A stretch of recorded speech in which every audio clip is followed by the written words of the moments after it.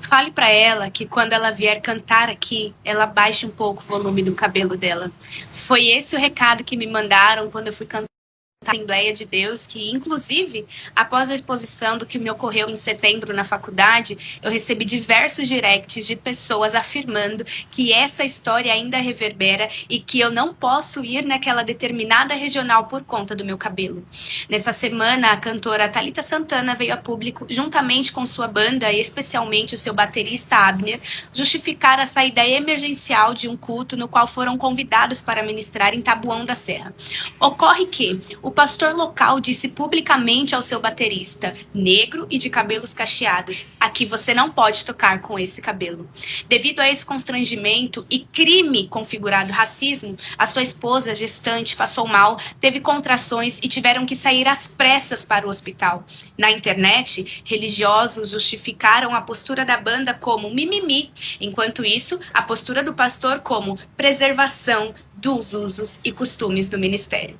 Jacira Monteiro, em uma declaração pública, disse: a grande questão é que nós somos diferentes. E ser diferente não é o problema.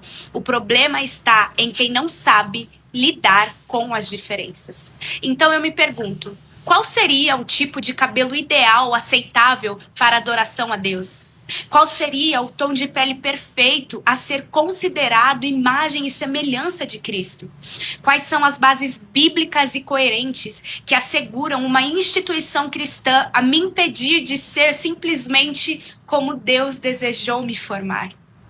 O que mais me dói é saber que isso só acabará quando Jesus voltar e estabelecer definitivamente o seu reino de justiça. Mas enquanto nós estivermos aqui, nós iremos proclamar o evangelho puro, simples, genuíno e verdadeiro, que é contra todo e qualquer tipo de injustiça. Amém, minha irmã. E eu estou junto com você nessa empreitada. Estou junto com você nesta empreitada. Agora, eu só tenho um detalhe para chamar a atenção. Porque o que eu mais faço aqui no meu canal é buscar trazer reflexões que façam uma notória distinção entre o que eu chamo de mentalidade da religião dos homens e o que seja o evangelho de Jesus propriamente dito. Isso porque a religião dos homens, ela se apropria das nomenclaturas do evangelho. A religião dos homens fala em Jesus, fala em Deus, fala em Bíblia. Mas as suas motivações, as suas intenções e a natureza real dos seus comportamentos são maldade, preconceito, ódio, discriminação, inveja, competição.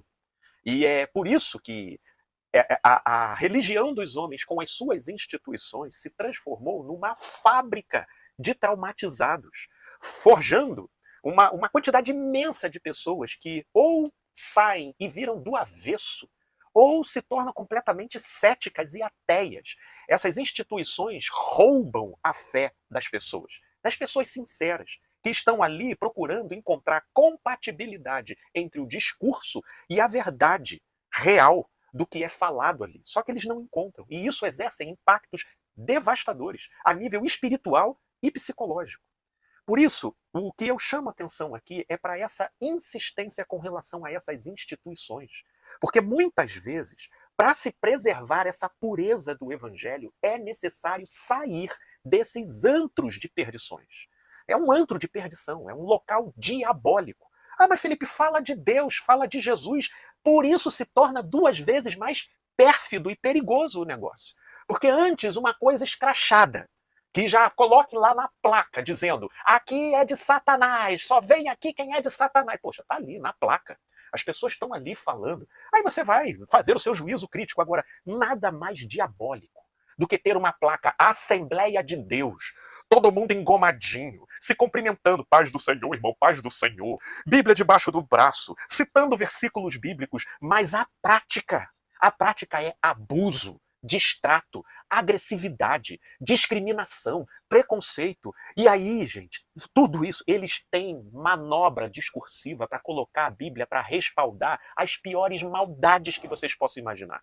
E aí não pode falar contra o ungido do Senhor. Aí é defesa de usos e costumes. Olha lá o que está acontecendo no Oriente Médio. Aquela guerra, aquela tragédia devastando vidas de pessoas inocentes. E eles estão aqui, fabricando interpretações de profecias que não carregam absolutamente nenhuma informação literal sobre o que vai acontecer, mas nos seus simbolismos eles convenientemente atribuem realização de profecia para que por trás dessa interpretação eles possam justificar o ódio deles e o prazer perverso e psicopático de assistir aquilo lá e ficarem felizes, dizendo: Jesus está voltando, Jesus, olha lá aquelas pessoas sendo massacradas e Jesus voltando, oh glória. Gente, meu Deus do céu, que coisa mais diabólica do que isso?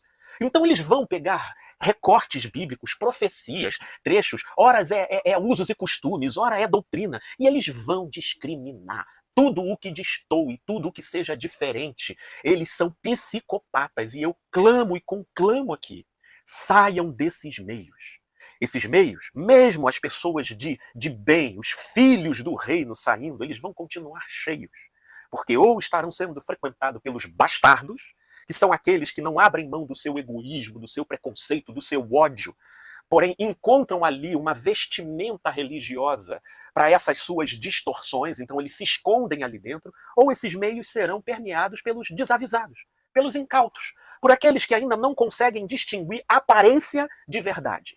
E aí, iludidos com a placa, com a aparência e com o discurso que sai da boca, eles estão ali ainda, tentando viabilizar a espiritualidade deles. Mas se você já acordou e já despertou, estreita é o caminho que conduz à vida.